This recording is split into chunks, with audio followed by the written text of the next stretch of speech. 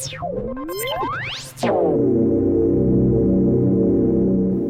everybody, I'm Joe DeGanzik. Welcome back to Lighting Answers. This time we're talking again about home automation stuff. We kind of shift between, newfangled LED lighting for your home and lighting design, which we haven't done for a while, and of course home automation. The Internet of Things is connected devices. We're talking about the August smart lock again.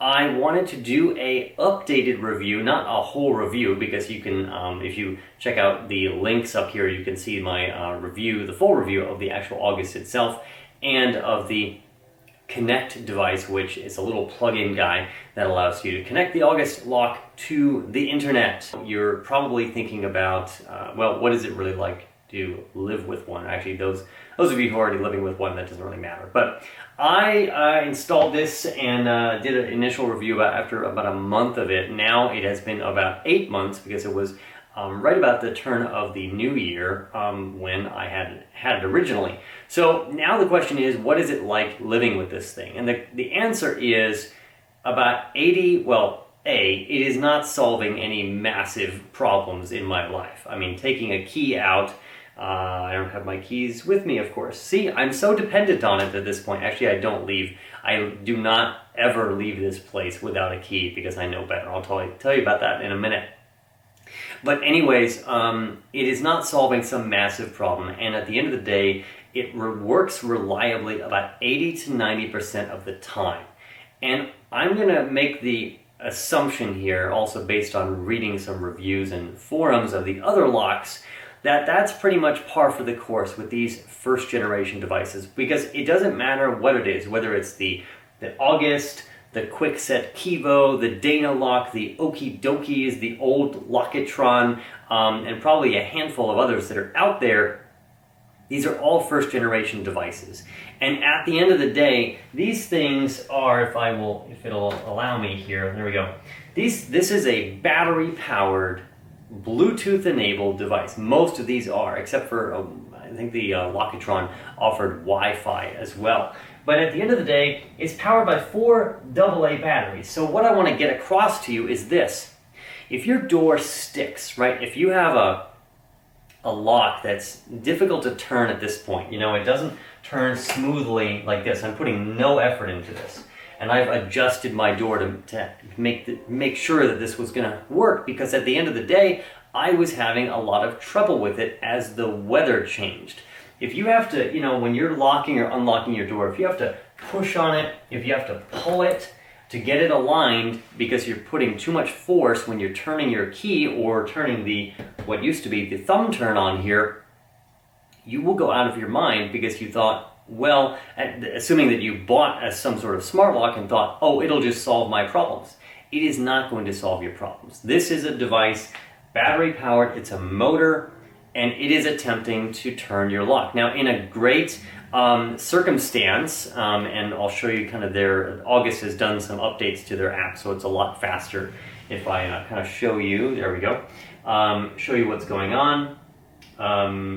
It's a much faster, you see the gray to red, it's much faster than it used to be. So, it's quick to respond now, it's a lot more lively, and of course I've adjusted my lock a little bit, I'll tell you about that in a second, to unlock and lock in with generally no problems. And so what I noticed was, a few months after I installed the August, as the weather started changing, we got into spring, then we got into summer, the door would the lock would not reliably lock, or unlock for that matter. It would jam, it would show these crazy error codes. I was on the phone and on FaceTime video sessions with August saying what's going on, sending massive emails and complaining, and literally ready to take this thing and chuck it right out the window, because I was done. I said, it's a hassle.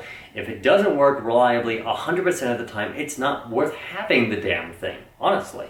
What I found was I had to remove some material, and here's a photo of the actual, and this is the after, not the before. I had to remove some of the material from the right side of that area, hole, whatever you want to call it, where the deadbolt will insert into the other door. This, of course, is a door that doesn't open, but you just may have a single door that goes, that your deadbolt inserts into the door jamb.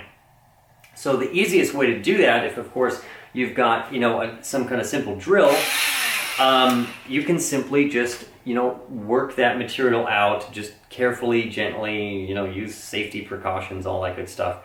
And you can remove some of that material out. While the latest August firmware works to really torque the deadbolt mechanism to overcome sticky installations, extra friction will still cause early battery drain, lock errors, and potentially jam the smart lock. August did release, this was about a month and a half ago, I'm not being exact here, they did release an app or extension for the Apple Watch, and that's great, but it is reliant on the app on the phone. I tried it by basically switching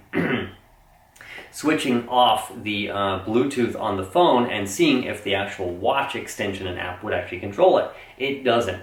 And the watch, by the time that I'm not going to show this on the screen because we don't have a secondary camera, but you can swipe up from the screen and go into one of your glances, and then you can tap on the name of your lock, and then it'll go and it'll wait a while, and actually that was fairly quickly, and then you get the status update, which of course goes away, but you can see that, and then I can tap this and unlock it, and of course I can lock it again.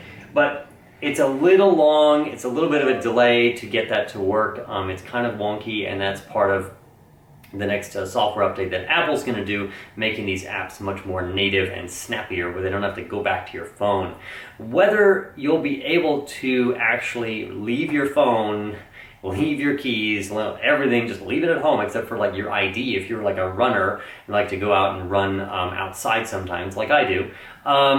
The holy grail of this concept is, well, you put your watch on, some type of watch or wearable device that's got Bluetooth capability and has some kind of connection to an August smart lock or another smart lock, and then you just leave everything behind.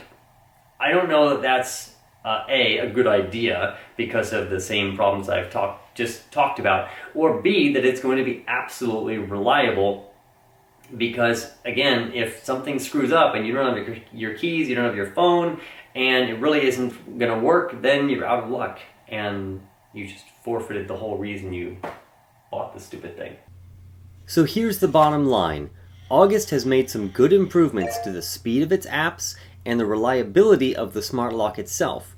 But when you've come to depend on your smart lock and it doesn't do what you expect it to do 100% of the time, it's awkward and annoying to pull out your keys.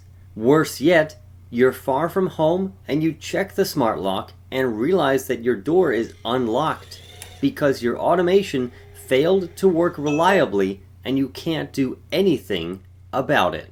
August has not said anything about HomeKit compatibility since they launched almost a year ago in stores. And we think that HomeKit is going to be a big thing in Apple's announcement coming up in just about a week and a half on September 9th. Apple, of course, and Google and Amazon, I mean, everyone is in the game. You've got all these new players in the home automation game by simply wanting to connect up and make all these different devices work with each other through their ecosystems.